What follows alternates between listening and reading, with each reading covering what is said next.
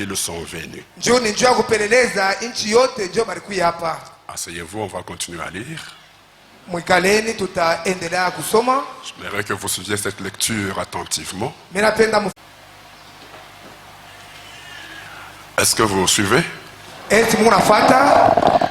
Alors, le verset 4 dit, la femme prit les deux hommes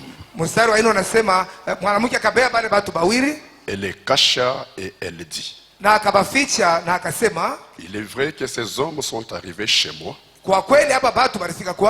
mais je ne savais pas d'où ils étaient. Et comme la porte a dû se fermer de nuit, ces hommes sont sortis. J'ignore où ils sont allés.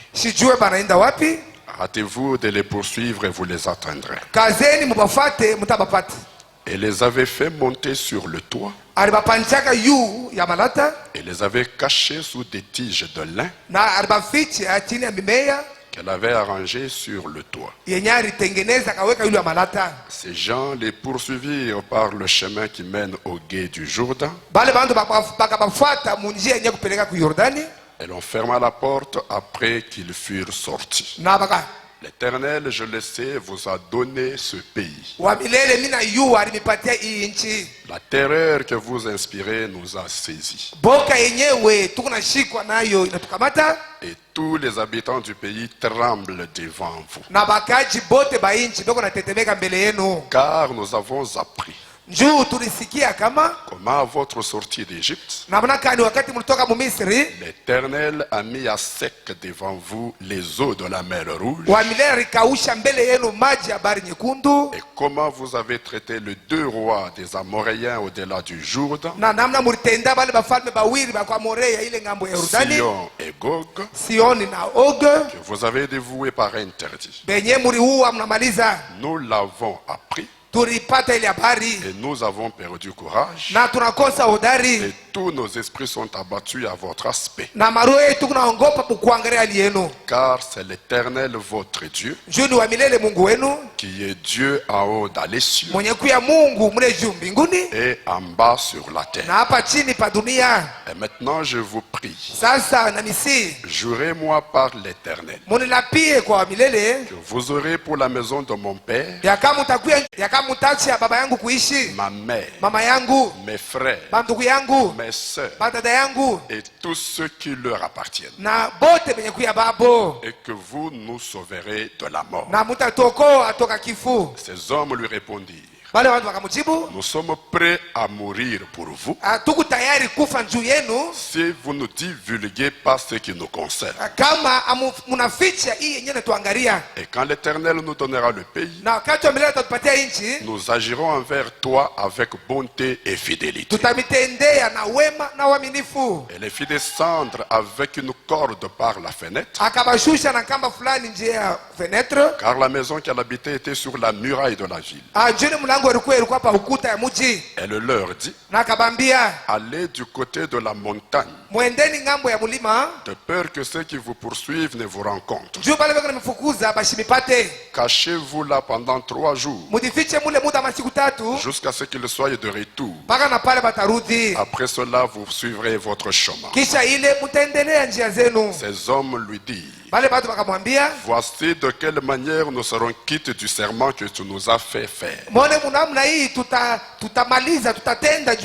notre entrée dans le pays, attache ce cordon de fil cramoisi à la fenêtre par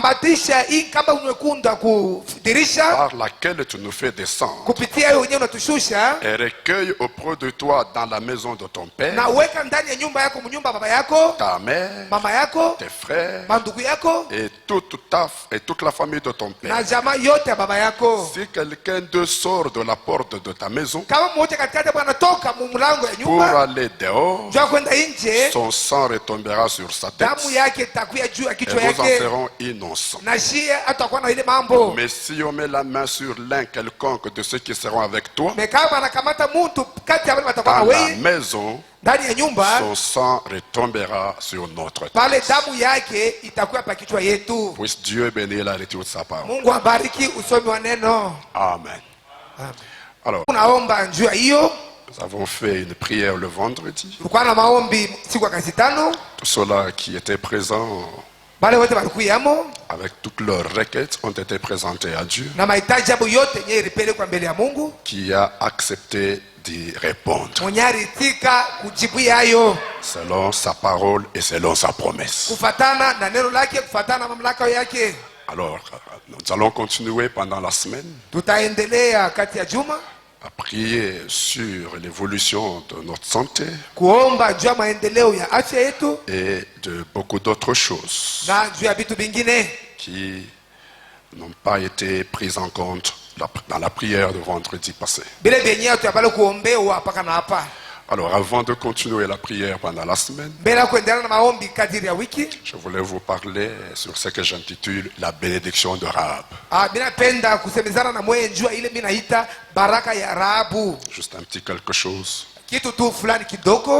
pour que nous puissions continuer la prière pendant la semaine. C'est pourquoi j'ai lu l'histoire de Rahab, parce que je voudrais parler sur ce que j'ai intitulé la bénédiction de Rahab. Et avant d'entrer là-dedans, voyons quelle sorte de personnage était Rahab. La Bible le dit, que Rahab était une prostituée. Vous dites amen à ça? C'était pas une sainte, c'était une prostituée. Mais curieusement, Josué, qui est le type du Saint-Esprit, envoie 2 espions à Jéricho où vivait Rahab, la prostituée. Il leur demande d'aller explorer le pays et puis de revenir avec un rapport avant qu'ils prennent d'assaut la ville de Jéricho. Alors, quand ces 2 espions arrivent, Dieu les dirige vers la maison de Rahab, la prostituée. Dirige dans la maison de Rahab, qui était une prostituée. Alors qu'au même moment dans Jéricho, là, il y avait des prêtres, il y avait des hommes d'église, il y avait des pasteurs, il y avait des saints hommes, entre guillemets. Mais Dieu, lui, ne voit pas tous ces gens-là. Dieu, lui, voit et s'intéresse à une prostituée. Et vous verrez pourquoi. Pour vous dire d'emblée que vous n'avez pas mérité, mais dans la condition où vous étiez, Dieu s'est intéressé à vous. Vous avez de la valeur à ses yeux. C'est pourquoi il a laissé le pape de Rome. Il a laissé tous ces ecclésiastiques d'église. Mais quand il envoie son message, c'est vers vous qu'il le dirige. Voici, je vous enverrai Élie le prophète. Vous les prostituées, vous les menteurs, vous les ivrognes, peu importe ce que vous êtes, je vous enverrai Élie le prophète. Pouvez-vous glorifier le nom du Seigneur pour ça? C'est pour cela que je vous ai dit, vous êtes qui a intéressé Dieu, alors qu'elle était une prostituée. Qui peut dire amen? Et alors, cette Rahab, la prostituée, que Dieu a choisi, il a laissé tous les pasteurs, tous les hommes d'église, tous ceux-là qui pensaient être quelque chose devant lui. Moi, c'est le menteur là. Moi, c'est celui qui est rejeté de sa famille là. Moi, c'est celui qui pense qu'il n'est rien là. Moi, c'est celui qui pense qu'il a plus de péchés que tout le monde. Vous savez, il arrive des fois où nous nous sentons comme si nous sommes déprimés. Au point où nous nous posons même la question pourquoi nous existons. Si vous êtes le pire des pécheurs, c'est à vous que Dieu a jeté les regards pour vous envoyer Élie le prophète. Est-ce que ça peut vous réjouir? Et c'est ce qui s'appelle grâce étonnante. Alors cette femme était habituée de recevoir les clients avec lesquels elle se prostituait et qui lui laissait un peu d'argent pour la vie. Mais cette fois-là, elle ne reçoit pas des clients. Elle reçoit les messagers de Dieu. Elle reçoit les messagers de Josué. Vous étiez aussi habitués à recevoir des prédicateurs formés au séminaire, des prêtres formés à l'église de théologie. Vous étiez habitués à recevoir n'importe qui. Mais un jour, vous avez reçu quelqu'un d'étrange qui s'appelle William Marion Branham. Ah, est-ce que vous pouvez dire amen à ça? Et remarquez que cette femme, toutes les fois qu'elle a reçu ses clients, elle a eu un peu de sous pour survivre. Mais la fois où elle reçoit des gens étranges, les messagers de Dieu, toute sa vie par la suite va complètement changer. Comme nous allons le voir tout à l'heure. Pas seulement sa vie à elle seule, mais même sa vie de toute sa famille. Laissez-moi te dire que comme tu as reçu le messager de Dieu, parce que tu n'as pas reçu un ecclésiastique, tu as reçu un messager de Dieu. Toute ta vie après doit pouvoir changer. Pas seulement ta vie à toi seul, mais même la vie de ta famille doit pouvoir changer. Parce que cette fois-ci, ce ne sont pas des clients ordinaires que tu as reçus. Et cette femme n'était pas là quand Dieu rencontrait Moïse au buisson ardent. Cette femme-là n'était pas là lorsque Dieu a appelé Josué. Cette femme-là n'était pas là quand Josué a envoyé les deux messagers. Mais pendant qu'elle se prostituait là, elle entendait des nouvelles. Elle entendait des témoignages. Pendant que dans son ganda là-bas les gens buvaient, il parlait quand même. Est-ce que tu y as appris? Ils viennent de l'Égypte. On dit que là-bas en Égypte, leur Dieu a tué. Puis finalement, Pharaon les a libérés. On dit que ce peuple-là est arrivé à la mer Rouge. Leur Dieu a fendu les eaux de la mer Rouge. Pendant que leur servait la bière, elle écoutait ces témoignages. Jusqu'à ce qu'elle a entendu que partout où ce peuple passe, tout le monde périt. Toutes les nations périssent. Maintenant il semble qu'ils ne sont pas très loin. Il semble qu'ils sont très près de nous ici. Elle entendait ce témoignage. Puis Ce soir-là, quand tous les clients s'en vont,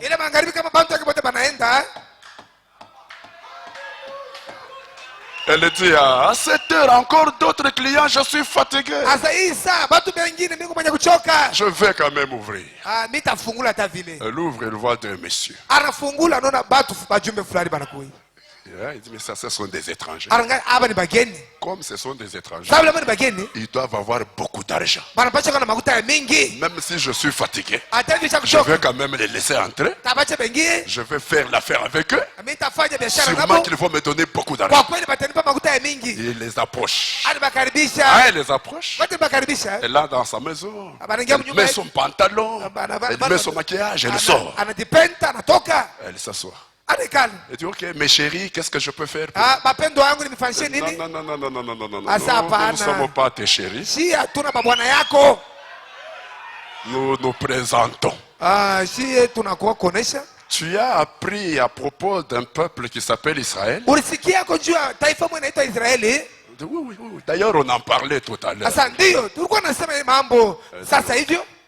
Nous sommes les Israélites. Ah bon?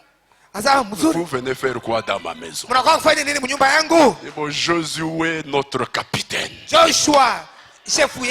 nous a envoyés.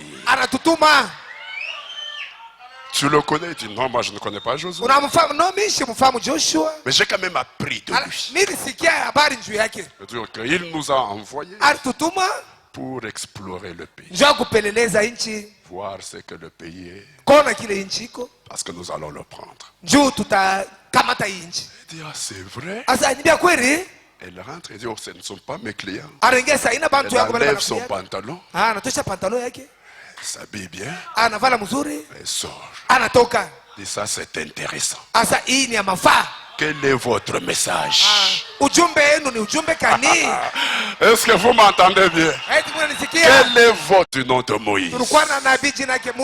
Dieu nous avait promis la délivrance de l'Égypte.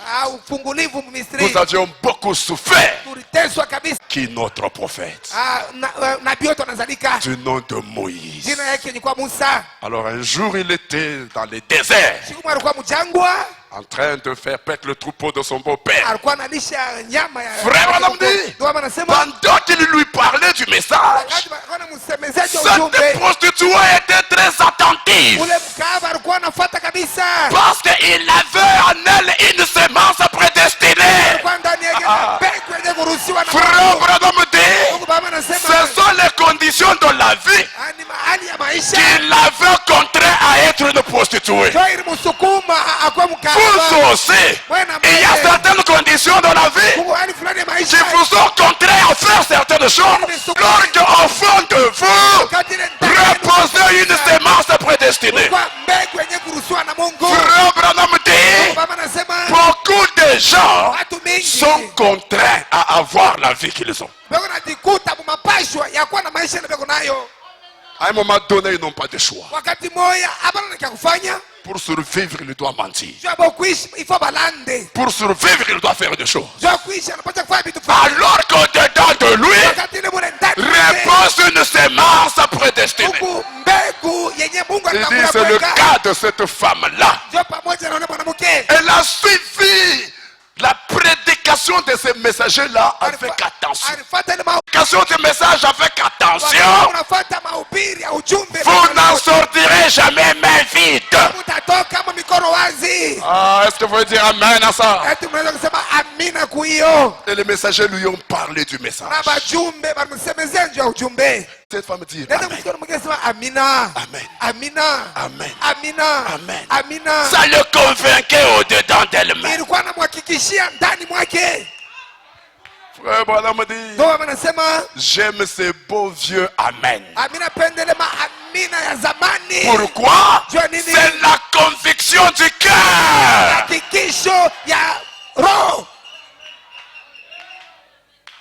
Et quand ils ont terminé, elle a dit, je crois tout ce que vous avez prêché. Parce que nous avons des témoignages. Notre peuple tremble. Tout en parle ici. Frère, on dit remarquer. Bien qu'elle n'a pas vu ni Moïse, ni Josué, elle a cru à Moïse. Elle a cru en Josué au travers des messagers qui lui ont parlé. Est-ce que je peux vous parler aussi? Vous n'avez pas vu le Seigneur Jésus. Vous n'avez pas vu William Branham. Le Seigneur Jésus appelle William Branham. Il l'envoie. William Branham m'envoie moi. Ah. C'est vrai. Amen. Toi, ce n'est pas Dieu qui t'a envoyé. C'est Dieu qui m'a envoyé dans le ministère de William Marion Branham. Josué, serviteur de Moïse. Moïse, serviteur de l'Éternel. Alors, bien que vous n'avez pas vu ni le Seigneur Jésus, ni William Branham, mais moi je vous parle d'eux comme leur messager. Est-ce que vous croyez en eux? À partir de ma prédication, c'est vérité. Dites aussi c'est la vérité si vous le croyez. Vous savez, à cause d'un seul mot, Dati White, fils de Frère Branham, alors qu'elle n'était pas là, quand Frère Branham créait les écureuils, quand Frère Branham rendait témoignage, Dati White a dit, c'est juste. Dieu a dit à cause de ça, donne-lui ce qu'elle va demander. Qu'est-ce que vous dites aussi? Ah, vous voyez, il y en a qui ne sont pas dans la symphonie. Votre message est vrai. Parce que les témoignages, nous les avons. On en parle chez nous ici. Toute la ville est en train. Vous n'allez pas permettre que je meure avec les autres qui ne vous ont pas reçu. Comme moi je vous ai reçu. Je vous ai fait du bien. Vous aussi, vous devez me retourner du bien. Pas à moi seul. À toute la maison de mon père. Mes frères, mes soeurs, tous ceux qui leur sont proches. Promettez-moi que quand vous allez arriver pour prendre Jéricho, vous allez épargner ma vie. Et vous allez épargner la vie de toute ma famille. Promettez-moi ça. Parce que je vous ai reçu chez moi. Tout le monde ne vous a pas reçu. C'est moi qui vous ai reçu. Tout le monde ne croit pas le message. C'est moi qui crois le message. Dans mon voisinage, tout le monde ne croit pas le message. Laissez-moi parler. Dans mon voisinage, tout le monde ne croit pas William Marion Branham. Dans mon voisinage, tout le monde ne voit cette photo dans leur maison. Comment moi je vais périr comme tout le monde? Comment moi je vais vivre comme tout le monde? Comment moi je vais être perdu comme tout le monde? Cette femme a dit, je ne regarde pas ma prostitution. Je sais que je suis prostituée. Mais néanmoins, je vous ai reçu, vous, les messagers de Josué, dans ma maison. Ah, je veux entendre votre main. Alors, comme je vous ai reçu dans ma maison, je ne regarde pas ma prostitution. Vous aussi ne regardez pas ça. Est-ce que je peux parler? Comme j'ai reçu William Branham dans ma maison, je ne regarde pas mes faiblesses. Vous aussi ne regardez pas mes faiblesses. Vous ne connaissez bien mes faiblesses. Cette femme-là, toute la ville connaissait qu'elle était prostituée. Dieu au ciel le reçu dans ma maison.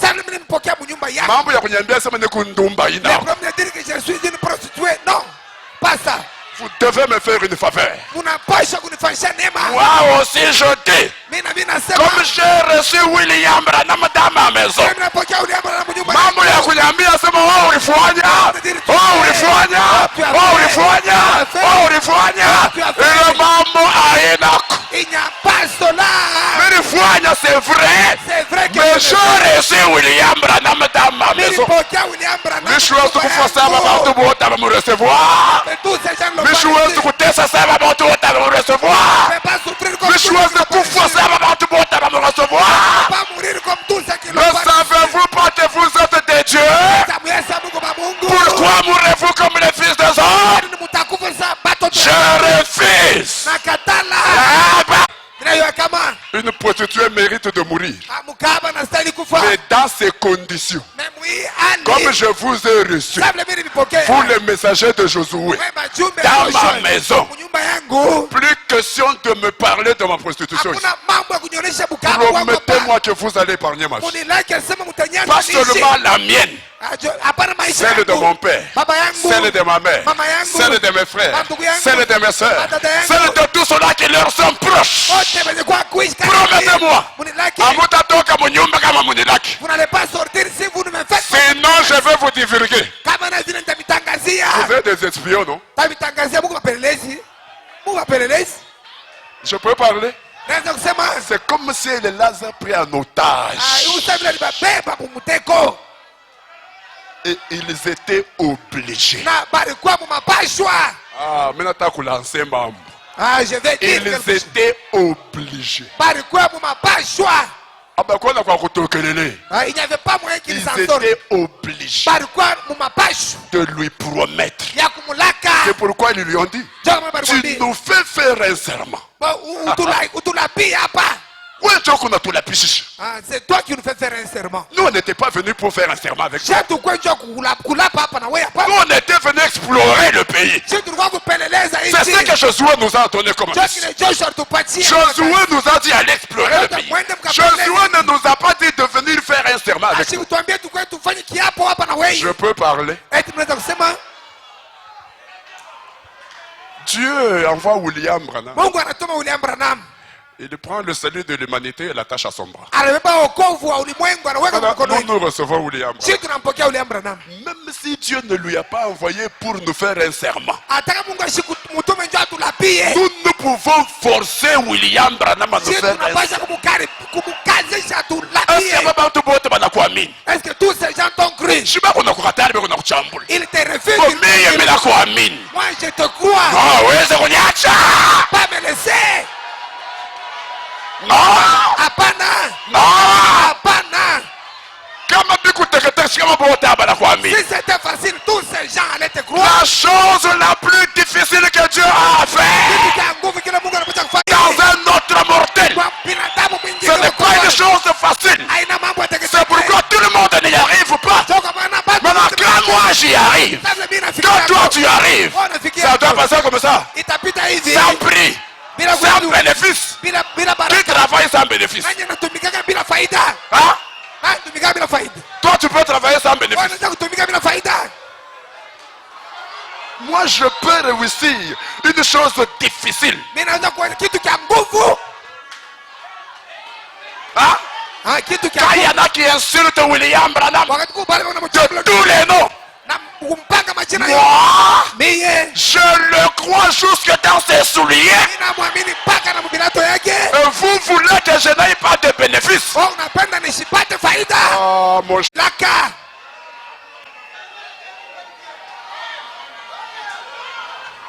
C'est pourquoi cette maman Jemima s'est tenue à la barrière. Elle a dit, Seigneur, je suis comme cette veuve. Où est Élie? Comme je suis comme cette veuve, tu dois m'envoyer. Tu as dit, tu as raison. Élie est dans l'avion. Je vais faire descendre l'avion parce que tu m'as obligé. Alléluia. Amen. Et c'est arrivé. Maman. Angalia tes bénéfices comme message. Si toi tu ne profites pas du message, oui, moi, Namuki anakupita. Cette femme te dépasse. Undumba Rahaba anakupita. Kahaba anakupita. Kama wewe unakuwa kwa message, haupate ko bénéfice. Si toi tu viens au message, tu ne bénéficies de rien. Ah? Kombe. Na tumba. Na bundum. Na kulala na njala. Restez à mon cher. Ndugu yangu. Wewe mwanamke anakupita? Cette femme te dépasse. Yari katala. Elle a refusé. Je sais que je suis une prostituée. Comme je vous ai reçu, vous, dans ma maison. Ah, vous devez me faire un serment.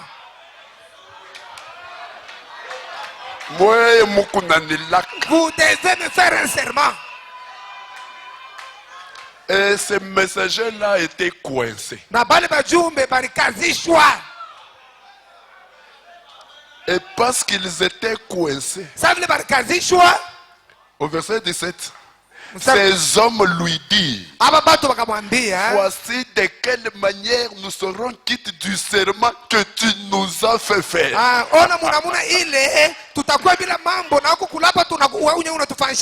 Du serment? Non, nous ne sommes pas venus pour faire serment. C'est très important. Non, nous ne sommes pas venus pour faire un serment devant toi. Non. Nous sommes venus faire quoi?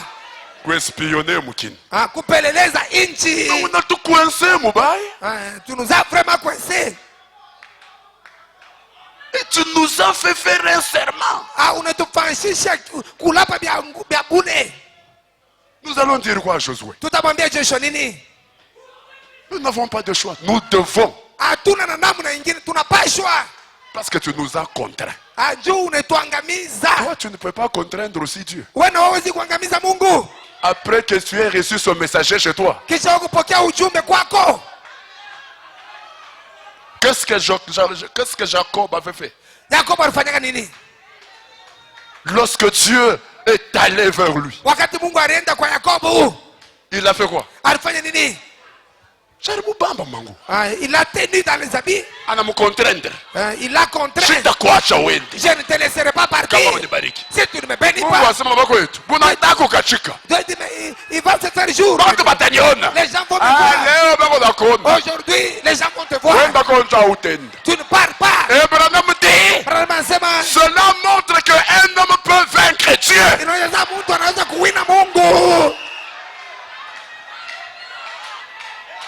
Et Dieu était contraint.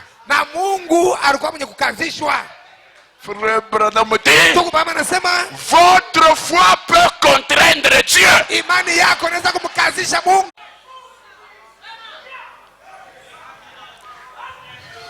Angalia, si bambonda bato n'a pas de bénéfice à message. Nous avons tous les bénéfices et les avantages du message.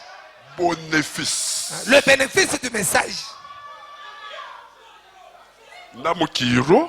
Et dans les spirituellement, même dans matériellement, tu es là sans bénéfice. Moi je te dépasse. Si toi tu es un Congolais habitué aux impayements, tu travailles, on ne te paye pas, tu continues à travailler. Tu ne fais que compter les mois. Ça fait 109 mois sans être payé. Ça fait 109 mois à tu vas faire quoi là-bas? Ça n'existe qu'au Congo. N'est pas au Congo, tu es bien là comme ville. Là, je te fais un frère. Mais je ferai quoi? Toi, tu travailles. La Bible dit tout ouvrier. Tout son salaire. Ça, on est même pour le Congolais, on a quoi dans mon message. Quand tu prends cet esprit congolais, tu l'amènes même dans le message. On a ça, message, les religions et ça. C'est comme si une dîne y allait. Message, la religion et ça. Le message, c'est l'ainsi dit le Seigneur sur la terre. Beaucoup bénéfice. Il y a un bénéfice.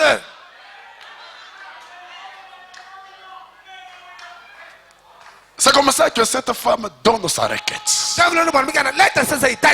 Comme nous avions donné nos requêtes. Elle donne la requête au messager. Vous savez, quand les messagers retournent, j'allais oublier ça. Quand ils retournent vers Josué, ils amènent les grappes des raisins. Et tout le monde voit. Le pays est beau. Il est bon comme Dieu l'a dit. Glorifie Dieu.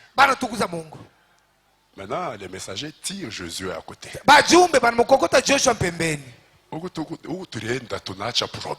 Ici, d'où nous venons de laisser un problème. C'est quoi?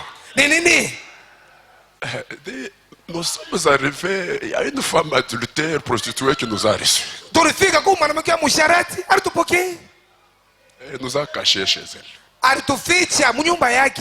Mais avant de nous laisser partir, elle nous a fait faire un serment.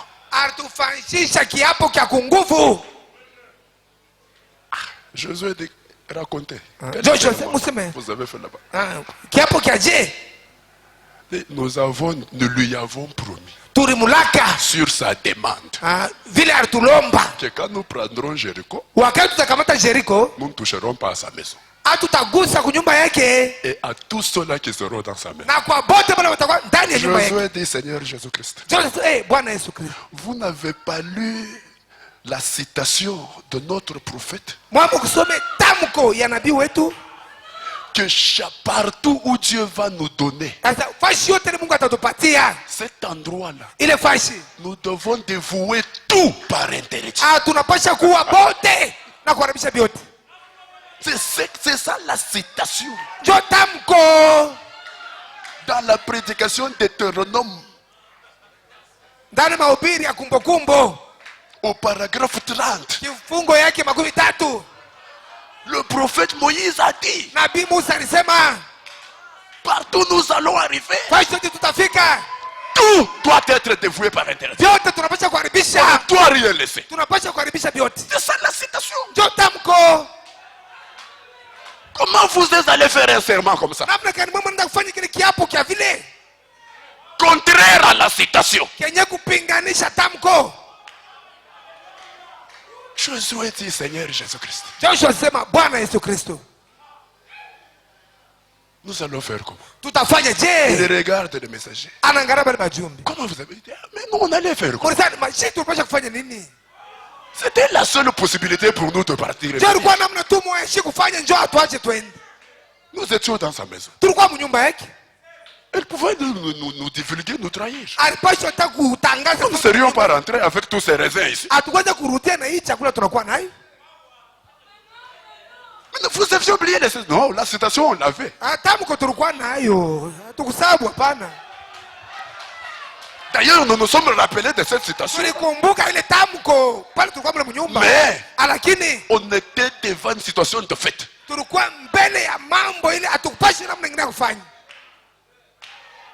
Josué dit, qu'est-ce qu'on va faire?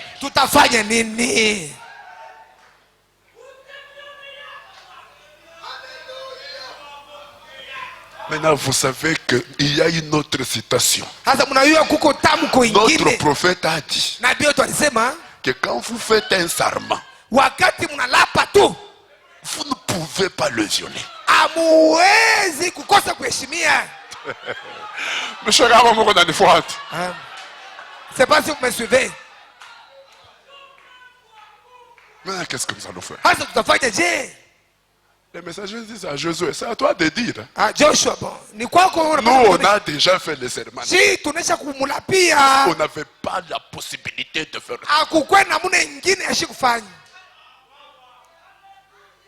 Josué, il tourne la tête. Bon. Où sont les commandants d'armée? Amenez-les-moi. Dis-moi, ici, il y a un problème. Nous sommes en train d'aller pour prendre Jéricho. Mais quand vous serez à Jéricho, faites attention. Il y a une seule maison que vous n'allez pas toucher. Oh, tu peux dire Amen à ça. Écoutez. Musikie. Pour un fils de Dieu. Pour une fille de Dieu. Dieu peut violer sa propre loi lui-même. C'est lui qui la viole. Vous allez l'amener où? Est-ce que vous êtes avec moi? Qui a mis la loi sur le sabbat? En Israël. Qui l'avait mis? Qui était Jésus? Deux motifs. Premier motif, cet homme, nous connaissons son père, qu'il a élevé. Nous connaissons sa mère. Nous connaissons ses frères, ses soeurs. Mais cet homme ne respecte pas le sabbat. Et le sabbat, c'est la loi de Dieu. Lui ne la respecte pas.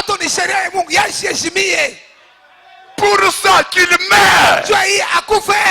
Jésus le regarde et dit, mais qui est le maître du sabbat? Qui est le maître de la loi? Comment il y a des yeux? Si lui le brise, c'est comme le feu rouge. C'est une loi. Quand il est allumé, il vous dit quoi? Arrêtez-vous. Mais si je vais vers le maire de la ville, il me donne une autorisation. C'est lui-même signe. L'homme ici, William Marion Branham, comme c'est un prédicateur qui prie pour les malades,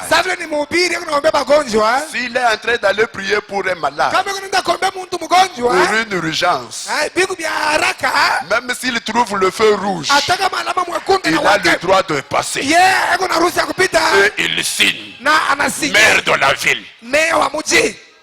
Frère Branham dit, sa signature devient plus grande que le feu rouge. Qui peut dire amen? Je répète, pour un fils de Dieu, pour une fille de Dieu, Dieu peut contourner sa loi. Et c'est ce que Jésus a fait. Nous avons la loi de tout détruire. Mais attention, il y a une maison à laquelle vous ne toucherez pas. Je peux parler? Quand les anges de Dieu viendront détruire la terre, ils ont une consigne. Ne touchez pas à l'huile et au vin. Hey. C'est pas ça mon sujet. Mais mon sujet c'est lequel? La prostituée a présenté une requête au messager. Quelle était sa requête? Verset 12, lisons.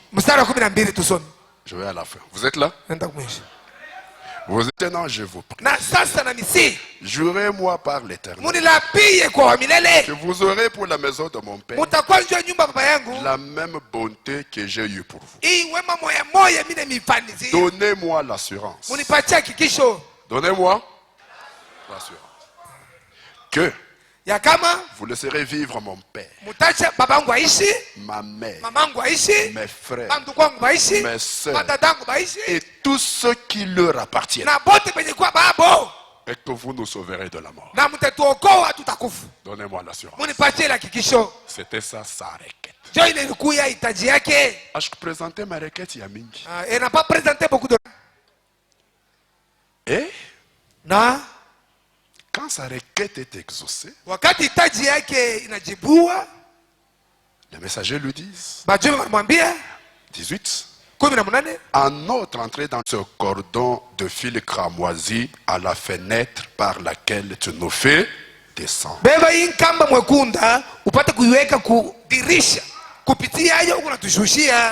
Et recueille auprès de toi dans la maison ton père, ta mère, tes frères, toute la famille de ton père. Sa requête. Maintenant un signe lui est donné. Quel est le signe? Ni alama kani? Attache à la fenêtre de ta maison par laquelle tu nous fais sortir. Attache un cordon fil cramoisi. Frère madame dit, c'est là que vous voyez que c'est Dieu qui les avait envoyés là. Parce qu'il parle déjà de la rédemption. Parce que le cordon de fil cramoisi parle de la rédemption. Donc ce messager-là a été inspiré par Dieu. Ils étaient conduits par Dieu pour aller chez une prostituée. Et la femme, eux sont partis.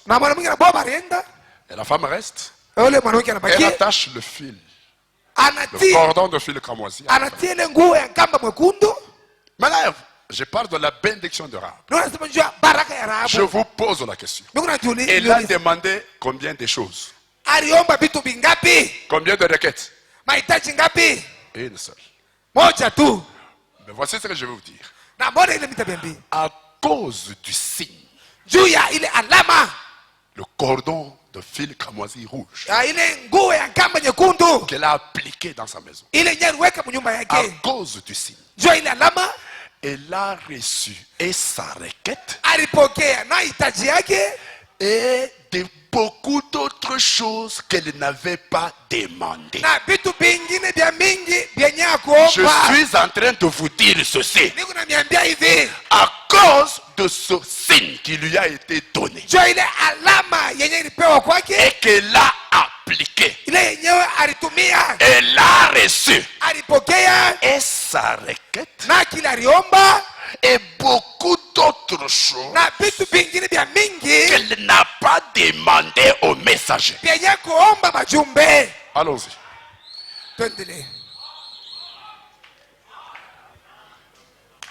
Donné. Et qu'elle a appliqué à sa maison. Elle a reçu. Et sa seule requête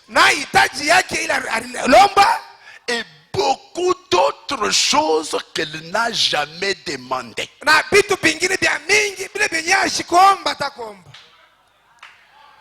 Je crois qu'il faut que je passe certaines choses. Allons carrément dans la prédication. Pourquoi la petite Bethléem? Pour prendre l'essentiel. Paragraphe 1. Il y a des choses que vous connaissez, ça ne sert à rien que je puisse les relire. On gagne du temps. Pourquoi la petite Bethléem? Paragraphe 49. Nous découvrons que la prostituée Rahab est également allée s'installer là-bas. Donc, dans le signe là où je voulais lire, vous voulez montrer que sa maison fut épargnée. Ça, vous le savez. Lorsque Jéricho fut prise, le commandant de l'armée avait quelle mission? Tout détruit, sauf la maison de Rahab. Selon sa requête. Est-ce que mon achiki? Sa maison n'a pas été détruite. Ses frères, ses soeurs, ses parents, tout ce qui était dans sa maison. Une prostituée qui devient sauveur.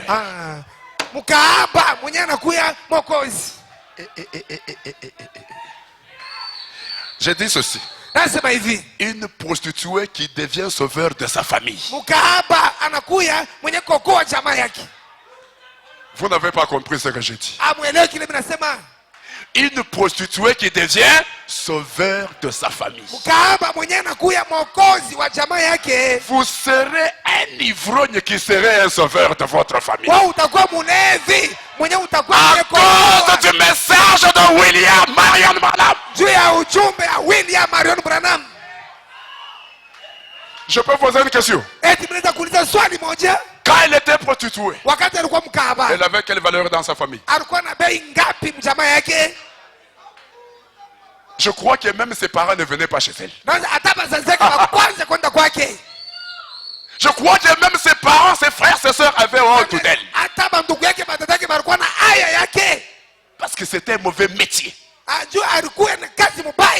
Mais celle qui était sans valeur est devenue leur sauveur. Et ceux qui ont des oreilles, écoute ce que je dis. Paul dit, Dieu aime utiliser les choses viles, sans valeur, celles qu'on ne considère pas, pour confondre celles qui ont de la valeur. Est-ce que je peux prophétiser sur toi? Tu seras le sauveur de ta famille. Tu seras le sauveur de ta jeune à loger, à cause du message de William Marion Branham. Marion Branham. Amen. C'est vrai. Écoutez, lorsque l'Israël s'approchait de Jéricho, comme la mort s'approchait, ils ne pouvaient pas refuser d'aller l'écouter. Ils arrivent là, et dit fermez les portes. Elle commence à leur parler. Vous voyez des hommes qui viennent là.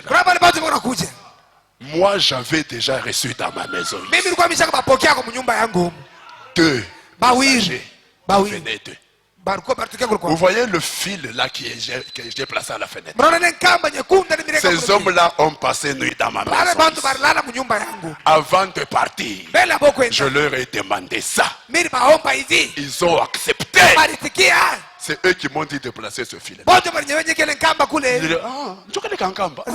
C'est cette corde-là. Ils ont dit quoi? On a devant le désespoir. Ils cherchent comment être sauvés. Si on appelle maman, on a dit quoi, maman? Qu'est-ce qu'ils ont dit, maman? Maman, dis-nous, qu'est-ce qu'ils vous ont dit? Attendez, tu traînes, non? C'est cette corde-là, hein? Ok, ah bon, et alors? Et ensuite, ils ont dit, cette corde. Ils vont regarder ça quand ils viendront. Quand ils verront ça, même dans cette parcelle, ils ne vont pas entrer. C'est ce qu'ils ont dit. Je vous en parle. Le langage a changé. Après quelques minutes, les murailles de Jéricho, la ville est prise. Priez Binance à gauche, priez Binance à droite. Pleure à gauche, pleure à droite. Les gens commencent à pleurer.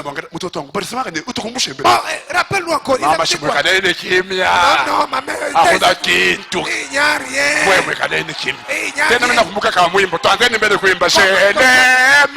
Je l'aime. Alléluia. Une fausse onction. Et toute la ville détruite. Puis après, ces deux messagers-là reviennent. Dieu vous bénisse. Sortez. Ils sortent, ils regardent la ville. Pas de maison. Pas de vie. C'est Israël qui a pris là. La possession de toute la ville. Qui peut dire Amen? Celle qui était prostituée est devenue sauveur de la famille. Qui peut dire Amen? Dieu les a confondus.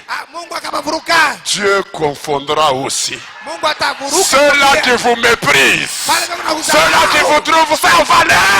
À cause de William Branham, à cause de ce message, Dieu les confondra.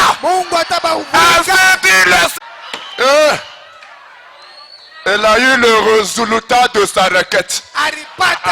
Qui peut dire Amen? Elle a eu le résultat de sa requête. Elle a évolué de la mort à la vie. Elle et toute sa famille. Je crois que quand il sortait, tous lui disaient, ah, maman, ma foi. En tout cas, félicitations. Félicitations, maman. Félicitations, maman. Ils vont commencer à tenir. Ah non, non. Mais vous êtes en train de m'injurier, non? Quand Dieu vous ramasse de la boue du péché, il vous nettoie, il vous remplit de son esprit, il vous met au sommet de la montagne, vous faites briller sa gloire. Celle qui était qui? Celle qui était qui?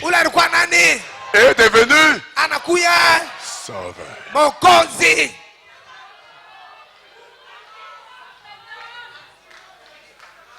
Maintenant, sa requête est exaucée. Résultat obtenu. Vous êtes avec moi? Mais à cause du fil, Dieu ne s'est pas arrêté à sa requête. Voici ce que Dieu va lui ajouter. Ce que Dieu va faire quoi? Lui ajouter. La prostituée, c'est là où j'avais dit là, est également allée s'installer là-bas. C'était à Bethléem.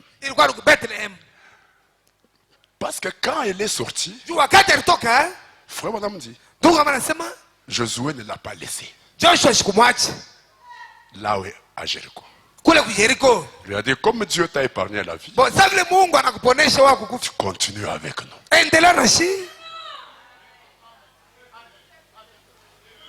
Continue avec nous. Elle qui était une femme des nations,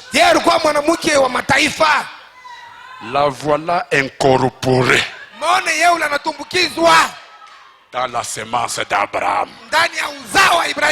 Ah, je peux entendre votre amen. Et ça, elle n'avait pas demandé. Ça, elle n'avait pas demandé.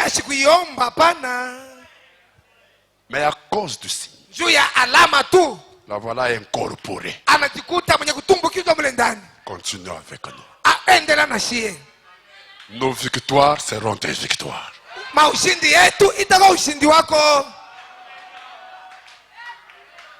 Tu n'entendras plus les témoignages de loin. Tu vivras ces témoignages. Alléluia. Alléluia. Tu n'entendras pas que Dieu avait fait,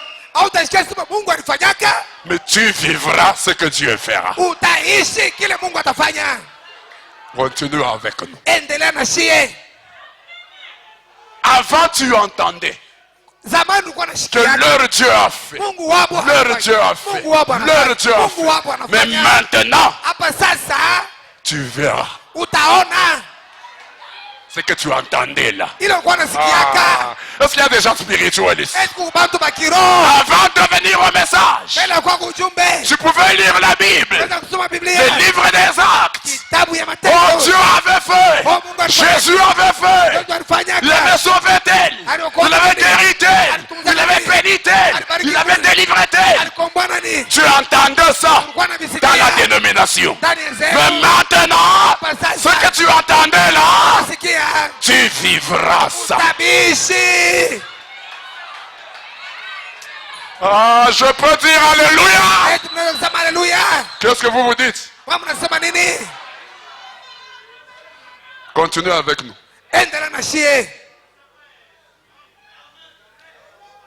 Elle n'avait pas demandé de continuer avec eux. Elle avait demandé que sa vie soit épargnée. Et Dieu lui a accordé sa requête. Ça, c'est pas une requête. Il y a l'homme. Mungu anaanza kufanya nini? En plus de cela, Dieu commence à ajouter les choses qu'elle n'avait pas demandées. À cause du signe. Dieu a la main.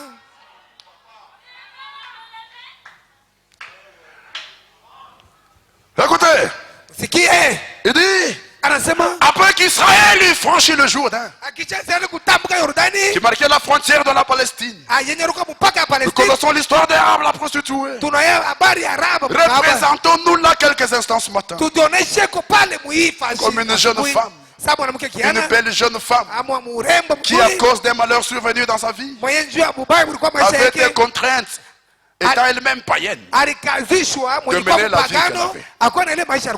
Je vais au paragraphe 55 pour voir ce que tu ajoutes. Nous voyons ensuite qu'après avoir été recueillis, comme si elle était une Israélite, kama muntu unalala hapa, ule muntu sasa yeye shetani anapita na shetani.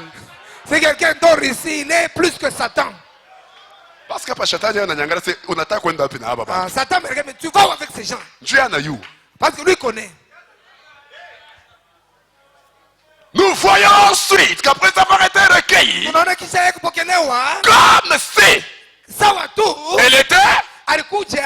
une Israélite. Est-ce qu'elle était une Israélite?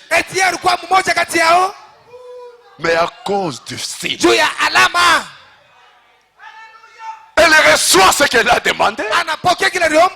Puis Dieu commence à ajouter.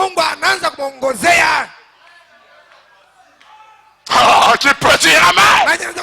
Dieu commence à ajouter. Tu n'avais pas demandé d'être recueilli comme un Israélite. Mais moi, j'ajoute ça. Écoutez, comme si elle était une Israélite. Elle est tombée amoureuse d'un homme. Elle est tombée amoureuse d'un homme qui était un capitaine et un prince à Juda.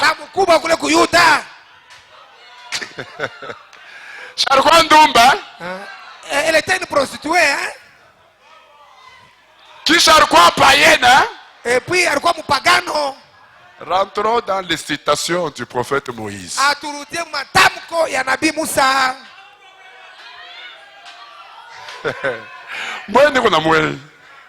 Rentrons dans les citations du prophète Moïse. Dans la prédication de Deutéronome, paragraphe, je ne sais pas, 25. Moïse disait, vous n'allez pas vous marier avec les nations étrangères. Moussema amen. Dites amen. Dans une autre prédication appelée Nombre, au paragraphe je ne sais pas 30, le message de Moïse disait qu'une prostituée devait être mise à mort. Il n'y aura pas de prostituée au milieu de vous.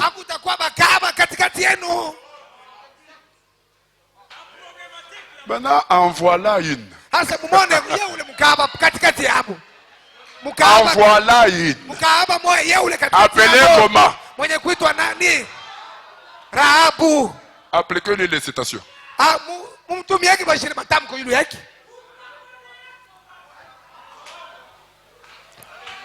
Elle prostituée. Première chose, Dieu lui épargne la vie selon sa requête. Deuxième chose, Dieu ajoute ce qu'elle n'a pas demandé. Elle le recueille comme une Israélite au milieu d'Israël. C'est déjà contraire à la citation.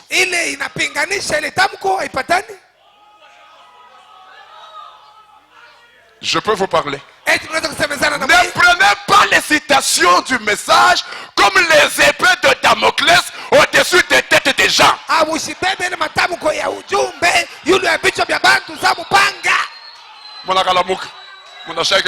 Vous avez entendu ce que j'ai dit? Oui, citation toi, tes citations, c'est pour tuer seulement. Frère, je vous ce que tu as dit, non. Donc, Branham dit ceci. Je vous n'affaire. Ah, c'est ce que tu as fait, tout comme on dit. Alors, vous tuez. Dieu lui-même n'utilise pas ces citations comme ça. Mungu yeye mwenyewe shitumie matamko yake vile.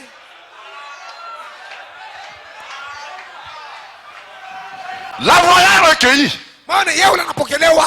Contrairement à la citation. Amuku kinyume na tamko. Comme une israélite. Sawa israélite.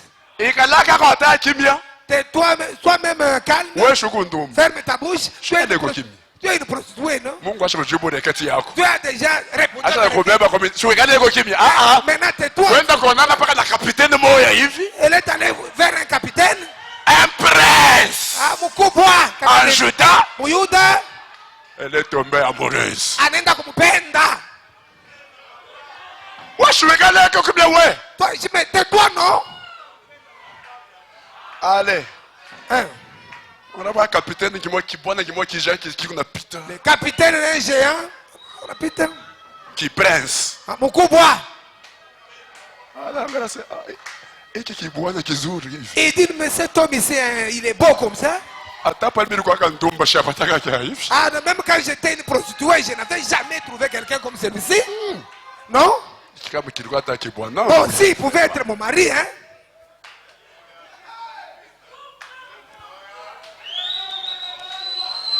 Dieu regarde en elle.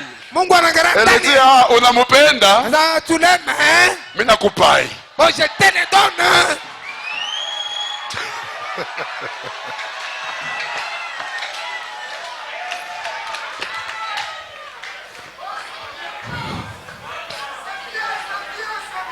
Hey! Eh. Ana mimi nasema tusome. Ce n'est pas Elle est tombée amoureuse d'un homme qui était un capitaine et un prince en Juda. Alipenda mtu fulani alikuwa kapiteni mkubwa kwa Yuda. Il était capitaine des armées israéliennes. Alikuwa mkubwa wa majeshi ya Kiisraeli. Il s'appelait Salomon. Jina yake alikuwa Salmon. Comme le roi Salomon. Mfalme Salomon. Il était donc capitaine. Alikuwa kapiteni. Et elle eut une idylle avec ce capitaine. Na ndani yake alipenda sana yule kapiteni. Hapana. Frère, pas Nalanda. Bananza mambo ya mapendo. Baranza mambo ya mapendo na yule kapiteni. Qui était prince de Juda. Mwenyewe alikuwa mkubwa wa Yuda. Et elle finit par l'épouser. Na anafikia kumpata saa Bwana anambeba. Msemeni amen. Dites amen. Où est la citation? Tamko iko wapi? Citation. Unionyeshe tamko iko wapi? Le signe. Alama.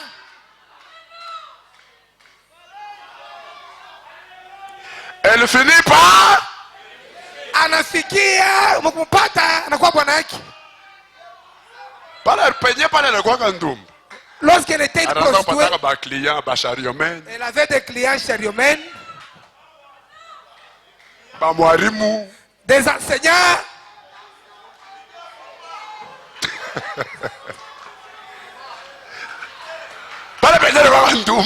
Lorsqu'elle était une prostituée,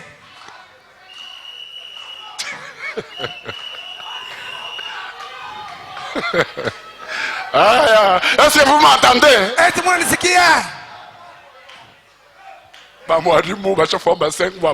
Ils ont déjà fait 5 mois impayés.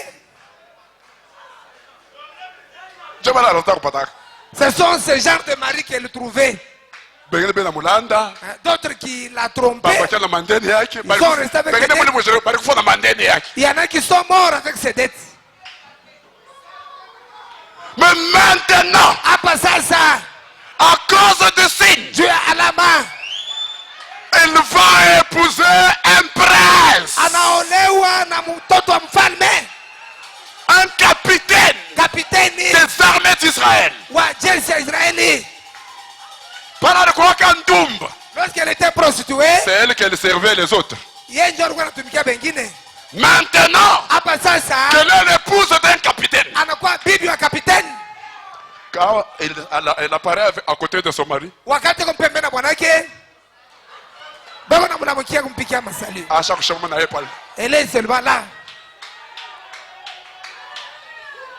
À cause du signe. Et lorsque la distribution des biens fut réglée,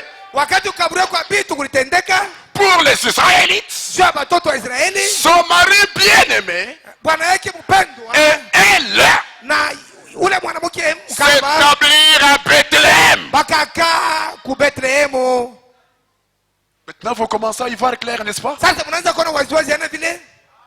Cela commence à s'éclaircir quand nous voyons qu'elle a vécu à Bethléem.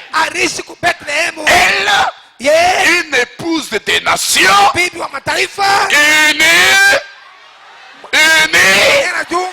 à un juif. Où est la citation?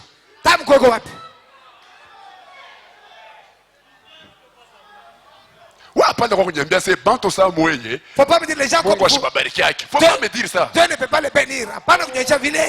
Même si tu as une citation comme ça, tu banto ça chez Mungu les gens comme nous, Dieu ne peut pas le bénir. Mais à cause de ce que je suis un fils de Dieu, et du message de frère Branham, tu vas rester avec ta citation là, mais tu me vois moi être béni. Et toi tu as la citation. La voilà unie à un juif.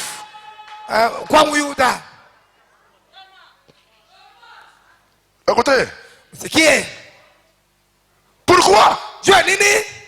Parce que elle a cru à un Dieu qui accomplissait des miracles. Combien croient à un Dieu qui accomplit des miracles? Oh. Regardez d'où sorti. D'une maison mal famée, d'une maison de prostitution, par sa conversion et par sa foi immuable en Dieu, elle est passée d'une maison de prostituée à une belle maison à Bethléem. Vous appelez ça comment? L'évolution. Qui peut dire Amen? Une prostituée qui a évolué. Quelle différence? C'est ce qui se passe pour chacun d'entre nous. Vous êtes aussi chacun d'entre nous. C'est ce qui se passe. C'est une maison d'incrédulité, de frustration. Il y a des immoraux. Et tout a une place, une position en Christ. Oh, je veux entendre votre amen. Qui est de plus belle. Comment su d'incrédulité, d'actes immoraux et tout a une position en Christ qui est de plus belle. Lisez. Ah, qui peut dire amen à ça? Tu ridicules. On supplie. Quand elle était prostituée, elle était ridicule. Maintenant elle est unie à un prince. Voilà la différence que cela fait. Grâce à notre conversion. Kugeuka kwetu kuna benefice. Procure un bénéfice. Wawezi kugeuka mambo yageuke. Toi tu ne peux pas être converti. Unageuka na mambo yote inageuka. Lorsque tu es converti et les problèmes doivent changer. Tu ridicules. Kutoka chini au sublime. Kabisa. Grâce à notre conversion. Et avez-vous remarqué qu'elle a épousé un prince de la maison de Juda? Un capitaine. Ce capitaine représentait Christ. Je n'ai pas le message bien. Ce capitaine représentait Christ. Qui s'est choisi une épouse parmi les nations. Je peux parler maintenant? La citation est là. Mais Dieu contourne la citation pour Salomon. Parce que Salomon représentait Salomon alikuwa anasimamia Kristo. Sasa unaenda kwa monde. Toi tu vas épouser dans le monde.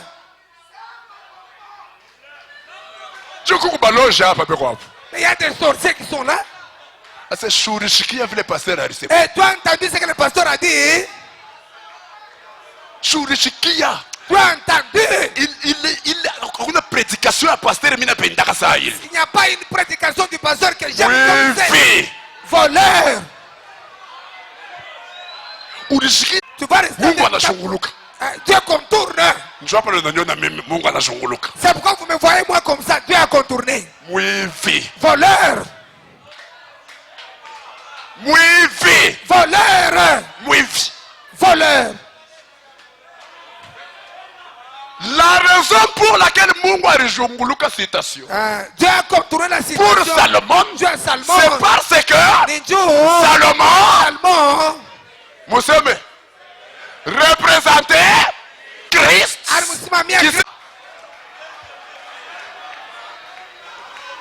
Ouais, Kalonji. Toi tu es Kalonji. Toi tu représentes Christ. Ouais, unasimamia Kristo.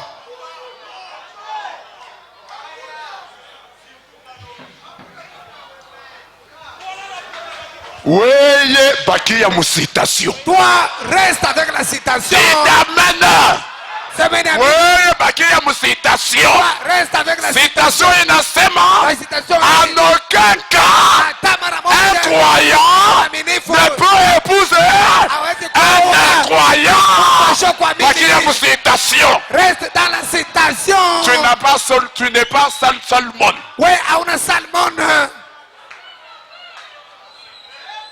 Oui. Voleur. C'est quoi avec cette Est-ce que vous voyez que moi une prédication à pasteur? Tu n'étais pas dans cette prédication ce jour-là. La bénédiction de Rahab. Baraka et Rahabu. Vous êtes distrait. Quand le pasteur parlait, toi tu ne suivais pas. Voleur. Écoutez la suite. C'est qui est? Passant dans la place la plus basse à la principale et à la meilleure du pays.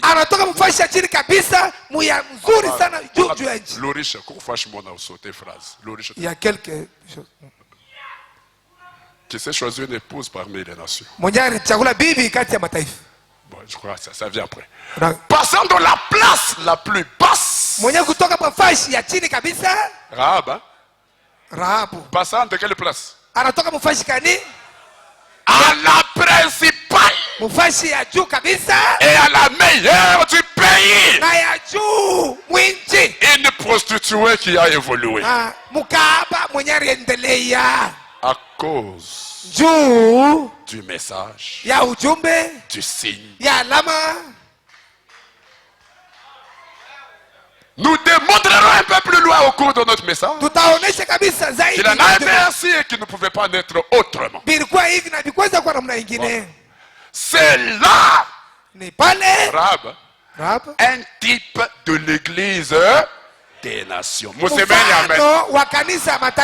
Rahab, c'était un type de l'église des nations. Salmon était un type de Christ. Cette prostituée que toi tu vas solliciter.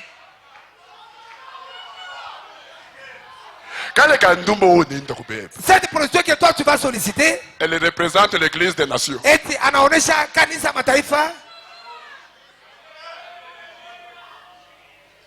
Oui. Voleur. Oui. Voleur. Madame dit les hommes, quand on prêche la parole, il y en a qui comprennent toujours mal. 58. Il dit. Et nous voyons qu'ils ont eu une jolie maison à Bethléem. Ils ont eu. Et dans tous les cas, est-ce que je peux parler? Je veux que chacun de vous ait une jolie maison.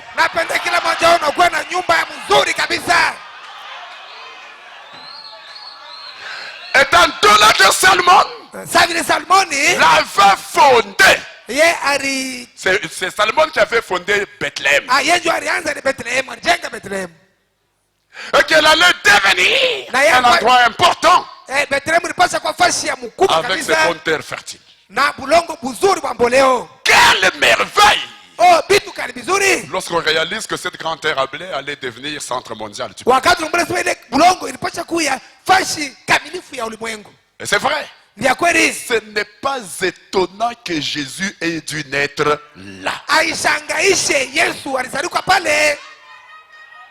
Là, dans la ville de la prostituée.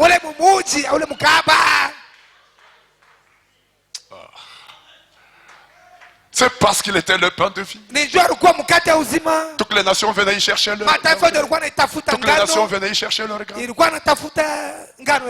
Car c'était là à Bethléem qu'il y avait tous ces terres fertiles. Et même ce petit détail, vous voyez, le fait de dire oh, c'était la province du blé, cela avait une signification. Et voyez, ce prince des nations, ce prince juif, prendre une épouse des nations et la conduire là à Bethléem pour s'y établir. Et il a élu domicile là où il y avait du pain en abondance. Je vous pose la question. Elle était prostituée là-bas à Jéricho parce que elle souffrait. Elle cherchait à manger. Maintenant, ici, elle est établie où? Où il y avait du pain en abondance. Avec comme mari un prince. Est-ce qu'elle va encore faire la prostitution? Sa vie a fait quoi? Change.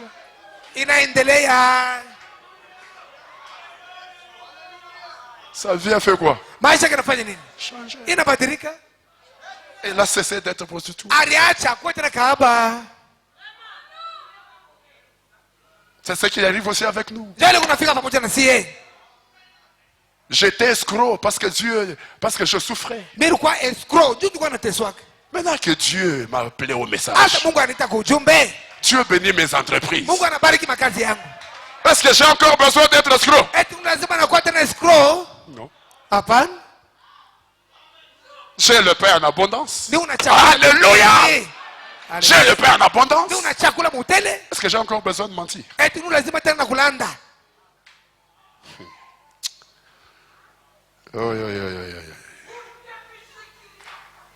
C'est pas possible. Terminons avec 59. Il est 12 heures juste. On est déjà à la fin. Nous découvrons à travers cette belle histoire et cette grande obéissance produite par la foi de la prostituée celle-ci a donné à Salmon un fils du nom de Boaz. Boaz, ça vous dit quelque chose? Ça vous dit quelque chose, Boaz? Ou le Boaz, tu le Boaz, quand nous prêchons, nous suivons même. Boaz, le parent rédempteur. Boaz, l'homme riche, le Goël. Maman, Keninani. Sa maman, c'est qui? Hey. Qui peut dire Amen? Vous ne pouvez pas parler de l'histoire de la rédemption sans parler de Boaz. Toute l'histoire de la rédemption tourne autour de Boaz. Mais ce Boaz-là, sa mère, c'est qui? Rahab. Ça, c'est Boubalouli. Maintenant, comptez. En plus, il y a les requêtes moya Rahab aromba. Zaidi, il y a les tajas qui moya. Mungu anamuongeza ngapi? Dieu lui a ajouté combien? C'est pas si vous avez compté, ça fait combien? Est-ce qu'il y a Romba qui s'est mis comme maman qui a Boaz? Est-ce qu'elle avait demandé d'être la mère de Boaz? Est-ce qu'il y a Romba qui s'est mis bakanyo eko mutaitafuta kwa capitaine moya mule mu Israël atanyo? Est-ce qu'elle avait demandé d'être la femme du capitaine? Est-ce que mon acheteur ni unasema? Est-ce que mon asikia? Est-ce que Romba qui s'est mis miye mutaniache ni vivre, kisha yake mutanibeba hapa, kisha yake mutanipeleka Bethlehem, fwashi peko mikate ya mingi, kisha yake mutanipatia bwana paka kapiteni, kisha yake mi mutanipatia nizale Boaz. Arulombaka bila biote. Est-ce qu'elle avait demandé toutes ces choses là? Arulombaka bintu ngapi? Elle avait demandé combien de choses? Sasa hivi biote binatoka wapi? Maintenant toutes ces autres choses viennent d'où? Le signe. Alama. Le signe. Alama. Pourquoi le signe? Dieu dit alama. Lisons alors qu'on termine. Tusome wakati tukunamaliza. Dans le signe de 64. Alama 64. Paragraphe 123. Kifungwa cha 125. Le signe. Alama. Le signe de 64. Alama 64. 123. Manifester sa présence. Le Nouveau Testament. Le sang. Et il est vivant maintenant. En train d'en donner des confirmations. Et parce qu'il est là, nous avons droit à tout ce qu'il a acquis pour nous. Écoutez maintenant. Et un homme qui a le baptême du Saint-Esprit, ou une femme qui a le baptême du Saint-Esprit, a droit à tout ce que Jésus a acquis pour nous. Car c'est là le signe que nous y avons droit. Écoutez, Jésus n'a pas seulement acquis vos requêtes de vendredi là. Oh, que celui qui comprend ce que Jésus dit amen. Ce que vous avez demandé à vendredi à Dieu, ce n'est pas seulement ça que Jésus a acquis. Il a acquis. Est-ce que vous avez demandé là? Est-ce que vous n'avez pas demandé là? Oh, tu peux dire amen. Et vous ne savez pas qu'elle allait être recueillie comme une Israélite. Rahab ne savait pas qu'elle serait épousée en Israël. Rahab n'est un capitaine prince en Israël. Rahab ne savait pas qu'elle serait la mère de Boaz. Il ne savait pas tout ça. Et parce qu'il ne savait pas, il n'a pas demandé ça. Toi aussi, tu es une terre pleine de bonnes semences que tu ne connais pas. Je peux parler? Écoutez, c'est attentif, je termine. Rahab était prédestiné à terminer sa vie en Israël. Mais elle ne savait pas. Rahab était prédestiné avant la fondation du monde. Elle ne savait pas. Rahab était prédestiné dans la pensée de Dieu à être la mère de Boaz. Mais elle ne le savait pas. Toi aussi. Il y a des choses que tu ne connais pas. Amen. Des choses qui doivent toi tu ne connais pas. Je parle encore. Vous avez une position prédestinée dès avant la fondation du monde. Ça ne fera jamais l'objet de ta requête en aucun Seigneur, à manger la nourriture.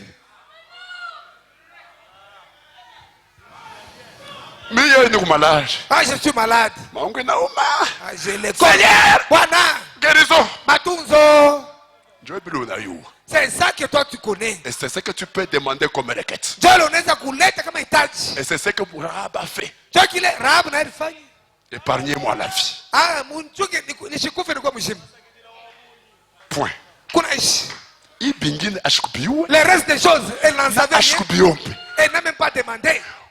vingine na wewe auyue. Il y a aussi des choses que toi tu ne connais pas.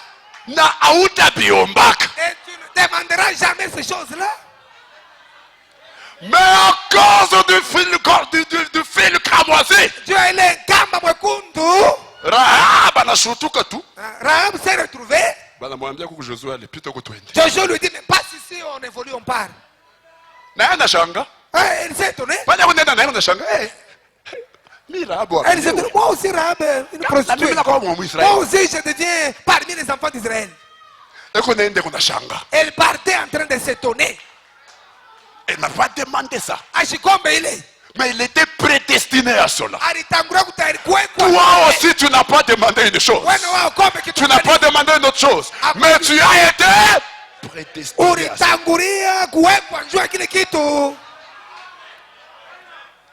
Elle arrive en Israël. Elle se retrouve épousée par Salomon. Salomon va au travail. Rahab anabakia miwabo. Rahab moi ici. Danser moi Rahab ici. Moi seulement, moi une prostituée. Avec une telle faveur. Elle trouve les travailleurs. Jean. Jean. Présent. Présent. Va faire cela. Il part. Même moi, je donne aussi des ordres. Et il s'étonne. Elle s'étonne. Elle s'étonne. Elle prend son album de Jéricho. Les habits qu'elle portait. Elle regarde sa garde-robe. En tout cas, vraiment. Toi aussi, tu seras étonné. Tu seras étonné comment? Quand tu es en train de devenir ce à quoi Dieu t'a prédestiné. Sans le demander.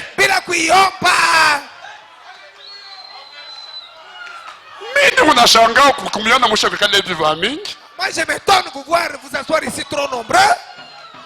Ça c'est mon église, hein? Moi aussi je m'étonne. Mais je n'ai jamais demandé ça à Dieu. Quand on était au 10. Quand nous étions au nombre de 10, là au Sepsé. Les gens disaient, non, Achaï mamambo. Ça c'est l'heure. Mais aujourd'hui, je m'étonne aussi. Quand vous sortez, à tous ces gens viennent seulement de cette église ici. Je m'étonne aussi. Je n'ai pas demandé ça. Mais je comprends, il est. Dieu savait la fondation du monde. Que vous ne demanderez jamais. Mais que Dieu va vous donner à cause des signes. Qui peut dire Amen? À cause des signes. Alors que je termine d'écouter. À Jéricho, il y avait beaucoup de prostituées en dehors de Rahab. Est-ce que nous les prêchons ce matin? Est-ce que nous les connaissons même? Mais combien de générations ont passé? Combien de générations ont passé? Et ce matin, nous prêchons Rahab. Pourquoi pas les autres prostituées? Matthieu chapitre 1. Rahab a vécu dans l'Ancien Testament. Nous entrons dans le Nouveau Testament. Matthieu chapitre 1 verset 5. Matthieu arrive, il parle de Rahab. Au Nouveau Testament. Salmon engendra Boaz de Rahab. Jina Rahab inatoka mu Ancien Testament. Le nom de Rahab a quitté l'Ancien Testament. Inaingia mu Nouveau Testament. Est entré dans le Nouveau Testament. Est-ce que Rahab avait demandé ça? Est-ce que Rahab avait demandé cela? Répondez-moi. Est-ce qu'elle avait demandé ça? C'était sa requête. Il quoi il t'a dit? Arrivé un messager à ce mangario. Il a dit messager à mon nom. Mon Ancien Testament, il y a un Nouveau Testament. Il n'a jamais demandé ça. Pour aller dans le Nouveau Testament. Mais voilà. Mais il est coupé. Paul arrive. Paul anakuya. Le grand apôtre des nations. Il arrive dans Hébreux chapitre 11, verset 31. Le nom de Rahab va apparaître. C'est par la foi que Rahab, la prostituée, ne périt pas avec les rebelles. Parce qu'elle avait reçu les espions avec bienveillance. L'homme qui voit la colonne de feu pour la première fois dans le Nouveau Testament, c'est Paul, et il parle de Rahab. Vers la fin de la Bible,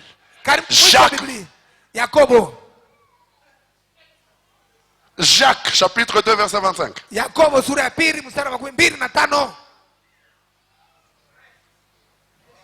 Jacques arrive vers la fin de la Bible. Il parle de Rahab, la prostituée. Ne fut-elle pas également justifiée par les œuvres? Lorsqu'elle a reçu les messagers et qu'elle fait partie par un autre chemin. Immortel. Le nom de Rahab est resté définitivement.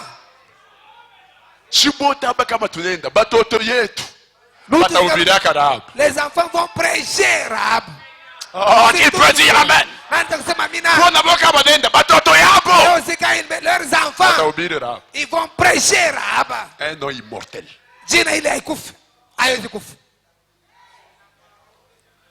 La bénédiction de Rahab. Baraka ya Rahabu. Elle a présenté une seule requête. Mais à cause du signe, elle a reçu d'autres bénédictions qu'elle n'avait pas demandées. Dernière citation. Le signe de 63 par 77. Voilà. Je lis celui-là et puis je lis la dernière. Mais restez deux. Le signe de 63 par 77. Il y a une différence entre le sang et la vie. Le signe pour le croyant aujourd'hui est le Saint-Esprit. Je veux entendre votre amen. Le signe pour Rahab, c'était quoi? Le fil cramoisi du cordon rouge. C'était ça le signe.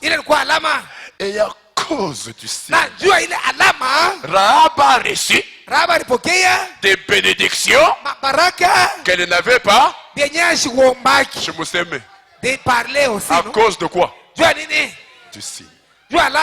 Quel signe? Le fil. Maintenant, le signe pour le croyant aujourd'hui est le Saint-Esprit. Non pas du sang, des composants chimiques, mais c'est le Saint-Esprit de Dieu. À cause du Saint-Esprit, si vous l'avez, vous allez demander une seule chose. Mais à cause du Saint-Esprit, si vous l'avez, qu'est-ce que Dieu va faire? Lui ne regarde pas à votre requête. Lui regarde à ce à quoi il vous a prédestiné. Il prend ce que vous avez demandé, il le donne. Maintenant il rentre ici. Qu'est-ce que j'ai prédestiné pour cet homme? Qu'est-ce que j'ai prédestiné pour cette femme? Et il voit tout ce qu'il a prédestiné. À cause du Saint-Esprit qui est en vous, il commence à les ajouter, à les donner, sans les demander. demandez. Et quand il les donne, vous-même vous vous étonnez. À cause du Seigneur. Parce que le Saint-Esprit, c'est le pouvoir d'achat. Pas seulement pour ce que vous avez demandé, mais pour tout ce que Christ a acquis. Même si vous ne l'avez pas demandé. Ah, celui qui a compris qu'il dise Amen. Qu'il lève sa main. La réponse à sa requête. Et puis il y a beaucoup d'autres bénédictions prédestinées par Dieu pour elle qu'elle n'a jamais éternellement. Dernière citation. Pourquoi le Saint-Esprit a-t-il été donné? Paragraphe 57. On va prier. Pourquoi le Saint-Esprit a-t-il été donné? 57. Oh mes chers amis de partout dans ce pays. Oh marafiki yangu mapendwa fashi yote ndani ya hii. Wewe hata unasema shina rafiki yako m'en. Ah, même si tu dis je ne suis pas ton ami, bile binyangare kitu. J'ai un bon ami. Niko na rafiki mwema. J'ai d'abord le Seigneur Jésus comme un ami fidèle. Niko na Bwana Yesu Kristo rafiki mwaminifu. Puis j'ai un prophète qui m'appelle comment? Kisha niko na nabii mwenye ananiita je? Ah, parce qu'il y a des gens qui se glorifient en vain. Ils se vantent en vain. Est-ce que moi et toi, est-ce que nous sommes des amis? Depuis quand Depuis quand est-ce que moi je peux être ami à toi? Ces amis, et toi tu leur donnes quoi? Quand je serai ton ami, tu vas me donner quoi? Est-ce que je suis là pour t'avoir ta fille? Est-ce que nous sommes venus chercher des amis? Oui, pour que tu ne peux pas être mon ami. Ça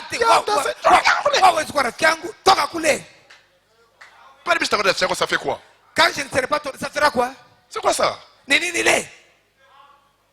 On a vu ma poulet. Tu te vantes pour rien.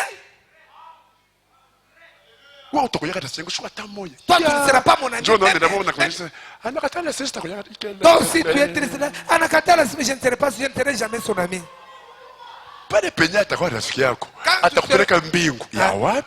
Il a quel ciel où t'as mené?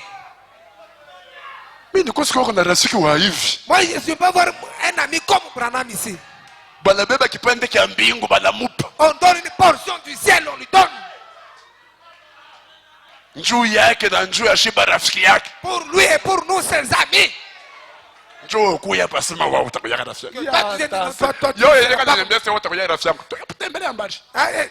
Va-t'en, éloigne-toi de moi. Parce que mon Dieu lui-même, tu ne l'as pas. Si vous voulez être influencé par quelqu'un, soyez influencé par quelqu'un qui a Dieu. Et Dieu aime l'amitié. Ah, qui peut dire amen? Dieu aime l'amitié. Toi, comment tu n'aimes pas l'amitié? Fils du diable. Mes chers amis de partout dans ce pays et dans cette petite ville, si seulement avec ma voix humaine, je pouvais placer dans votre cœur l'importance de recevoir le baptême du Saint-Esprit. Si je veux faire quoi? Répétez la citation. Placez dans votre cœur. C'est pas seulement chercher l'argent, mais l'importance de recevoir le baptême du Saint-Esprit. Pourquoi? C'est ça le signe qui vous donnera. Et ce que vous demandez, est-ce que ne demandez pas. Ce serait la plus glorieuse révélation que vous ayez jamais eu de votre vie. Pour le prophète, la plus glorieuse révélation, ce n'est pas celle de cette tonnerre. Ce n'est pas celle de la venue du Seigneur. Mais c'est quelle révélation? L'importance. L'importance de recevoir le baptême du Saint-Esprit avant l'argent, avant toutes les autres choses. Je vous pose la question. Si Rahab n'avait pas le signe, n'avait pas appliqué le signe, dites-moi qu'est-ce qu'elle aurait eu? Même sa requête ne serait pas exaucée. Et toutes ces autres choses qu'elle a eues sans les avoir demandées, elle n'en aurait jamais reçu. Mais à cause du signe, et ce qu'elle a demandé, et ce qu'elle n'a pas demandé, elle a tout reçu. Alors qu'est-ce qui était plus important? C'était la prière, c'était le signe.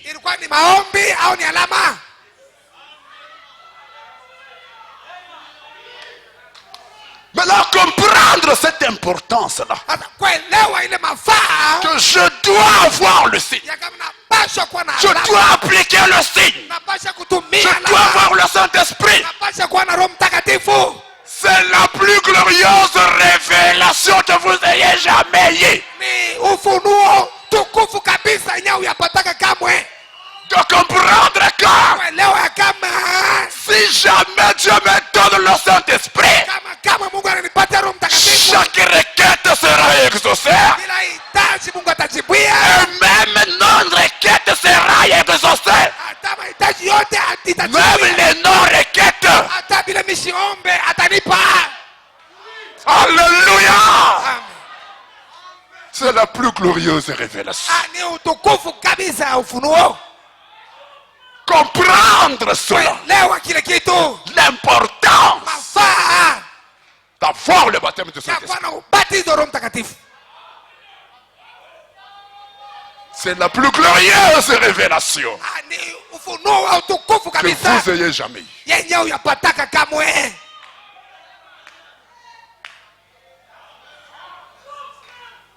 Dieu me dit, tu vois ton peuple ici, 85% d'entre eux, leurs besoins sont plus financiers. Mais prie pour eux. Je vais aider mes enfants. 85%.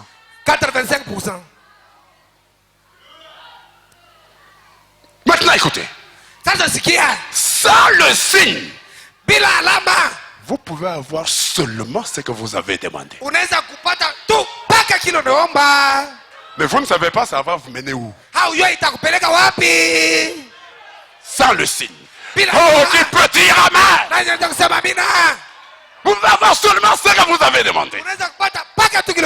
Parce que la promesse dit, tout ce que vous demanderez au Père à mon nom, je le ferai. Et Dieu est tenu à sa parole. Sans le signe, il peut vous donner ça. Tout ce que vous demandez. La requête là, il va vous donner. L'argent là, il va vous donner. Parce que vous le lui avez demandé. Sans le signe. Et ça s'arrête là. Et vous ne savez pas, ça vous mènera où? Mais quand vous avez le signe, vous avez la sécurité éternelle. Vous avez, et ce que vous demandez, et ce que vous ne demandez pas, Rahab, une prostituée, aujourd'hui elle est dans la gloire à cause du signe. Ses frères ont été sauvés, ses soeurs ont été sauvées. Ça s'est arrêté là. Mais elle, son histoire a continué. Elle continue jusqu'au jour. Toi aussi, à cause du signe, ton histoire ne s'arrêtera pas.